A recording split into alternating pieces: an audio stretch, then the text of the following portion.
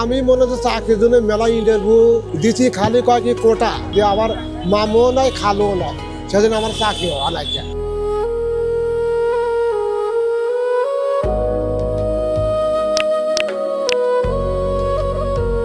এই মানুষটির নাম কালাম। বয়স মাত্র ৪৫ বছর। জন্ম থেকেই তিনি একজন প্রতিবন্ধী। তবে প্রতিবন্ধকতা তার মেধাকে থামাতে পারেনি। কালাম বিএ পাস, একজন শিক্ষিত মানুষ।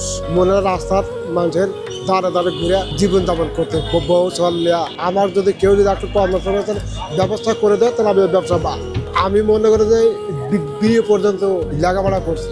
কিন্তু দুঃখের বিষয়, আজ তাকে দেখা যাচ্ছে রাস্তায় ভিক্ষা করতে।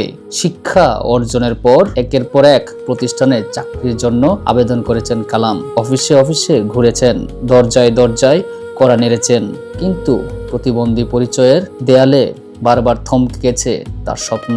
চাকরি না পেয়ে বাধ্য হয়েই আজ কালামের হাতে উঠেছে ভিক্ষার ঝুলি। আমি মনে হচ্ছে চাকরির জন্য মেলা ইন্টারভিউ দিচ্ছি, খালি কয় কি কোটা নামের কোটা ওই যে ভালো মানুষ গেলে আমার মামও নয় খালও নয়, সেজন্য আমার চাকরি হওয়া নাই।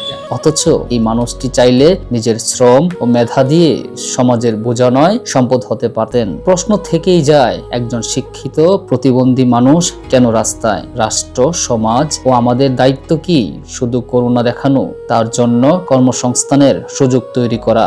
লেখাপড়া করে আমি তো চাই না যে আমি ভিক করে বলে খাবো।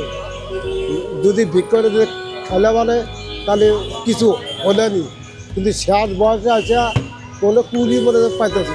আমি লাস্টে মনে যে বউ সাল বাদ দেওয়ার জন্য ছেলে ঢাকা এসে বলে ভিক করে রেখে দেয়। কালামের মতো হাজারো প্রতিবন্ধী মানুষ আজও অপেক্ষায়, ভিক্ষার নয় সম্মানের কাজের। প্রয়োজন শুধু একটু সহযোগিতা, একটু মানবিক দৃষ্টিভঙ্গি। ক্যামেরার সামনে দাঁড়িয়ে আমি মোহাম্মদ সোহেল রানা, ঢাকা প্রেস, ঢাকা।